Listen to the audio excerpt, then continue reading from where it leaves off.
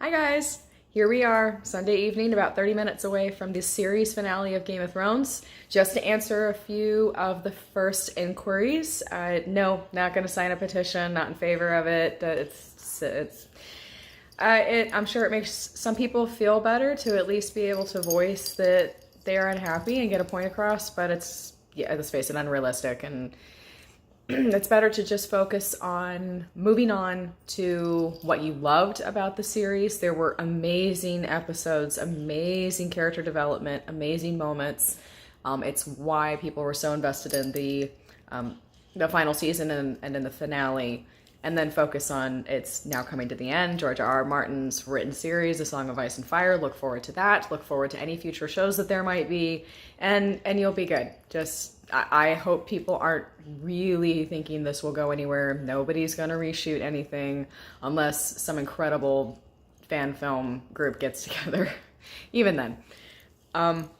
So even though this is not how I wanted the season to go, even though I'm about to hit a few key points that have kind of taken away some of the joy as we go into the finale, I'm here. I'm going to watch it. I'm still excited. There's still going to be wonderful things I'm happy to watch. There's still going to be characters' ends I'm going to be very happy with. There's still, it's still a series that I am happy to watch the end with a lot of other people. So just to start off, as we come out of the bells, we go into the finale, it took me some time to process what I was really disappointed about. I had to really think about it.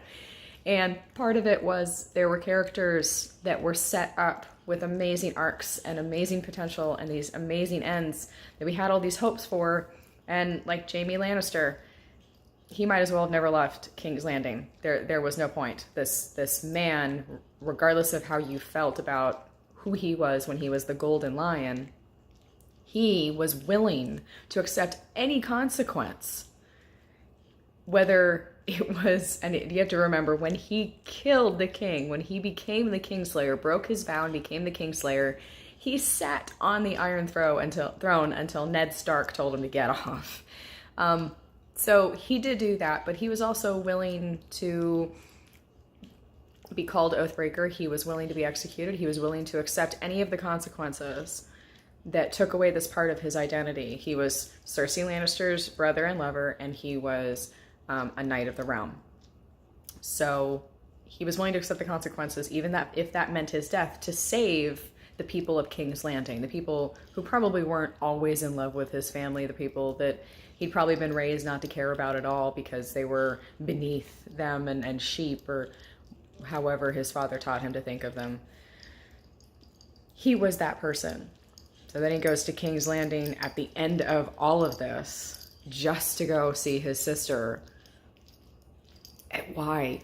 Like, it felt so useless. It felt like it felt like everything that came before was absolutely pointless. Any moment he was willing to sacrifice, any growth, any character arc, absolutely pointless.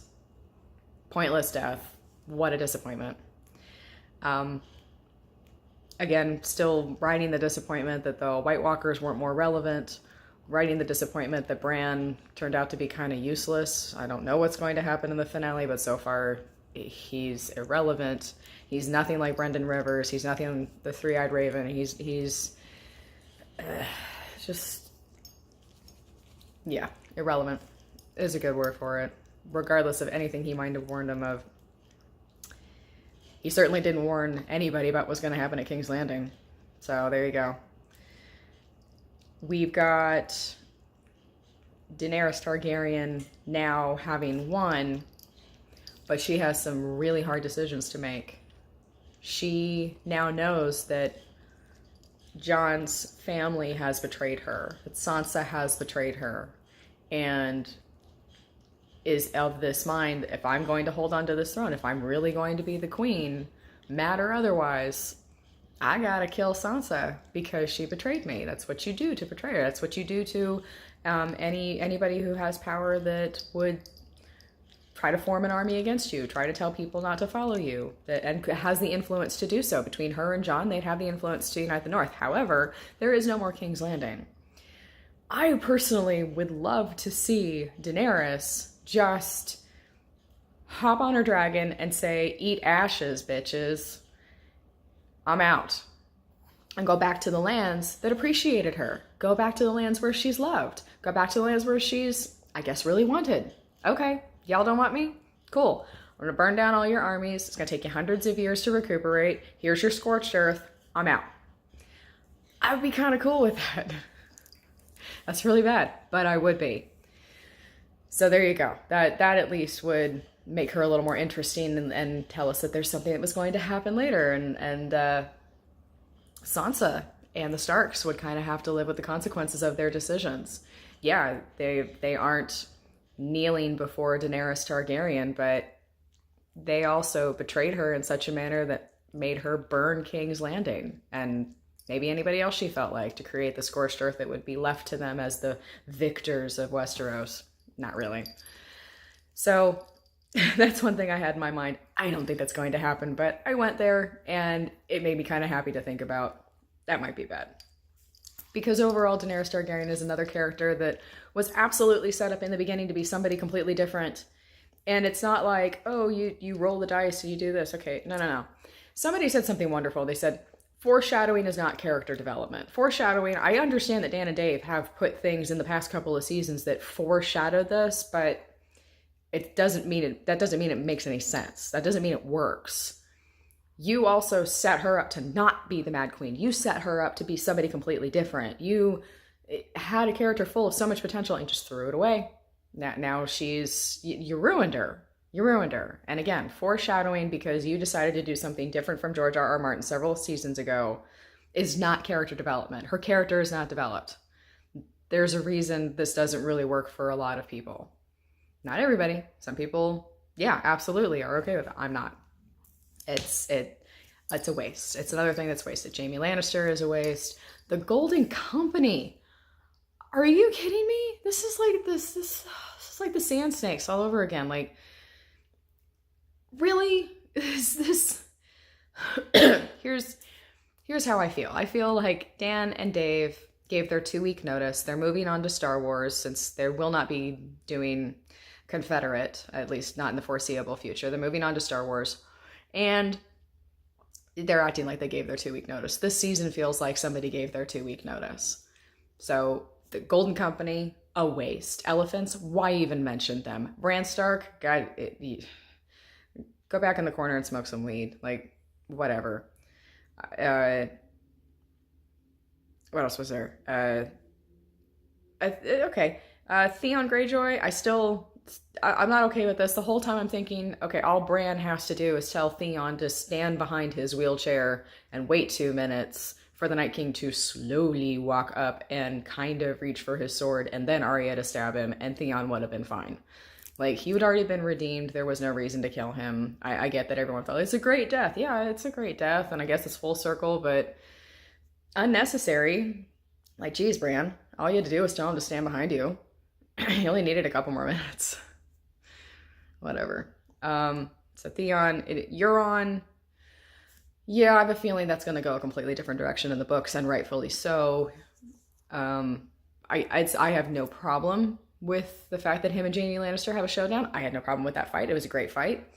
But I had a huge problem with Jaime Lannister even being there with the motive that he had. It was so, and I do want to say this, that the actors involved made that scene, the scene between Cersei and Jaime, very emotional. It was wonderful to watch.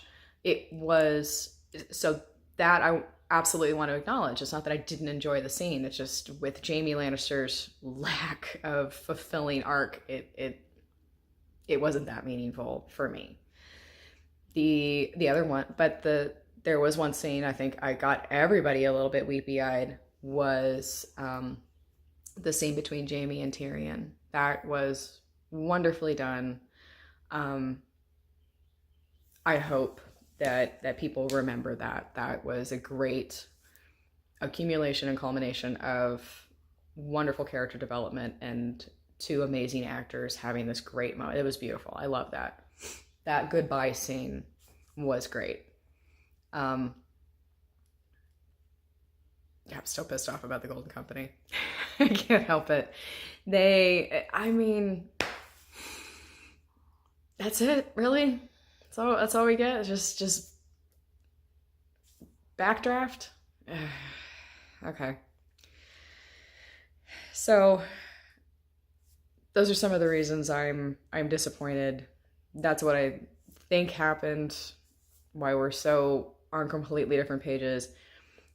Again, we were warned by George R. R. Martin that there was a break in the stream between what he was doing and what Dan and Dave were going to do, and that was going to negate a lot of what had happened in the first several seasons. But God, you look back on some of these episodes, the first several seasons, and they were just spectacular. There's a reason that the show became this popular, and it's just not there anymore. It didn't end like that, and that's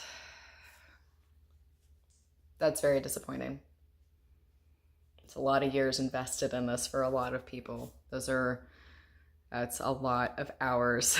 It's like 70 plus hours, almost 80, I guess at this point, of just loving everything and the accomplishments of this show. To end like this, God, you just start to lose your faith in humanity. But no matter what, I'm here for the end. Love to hear what you guys think. I am going to do another video afterwards just to probably vent or clear my head, whatever it is. But here we go.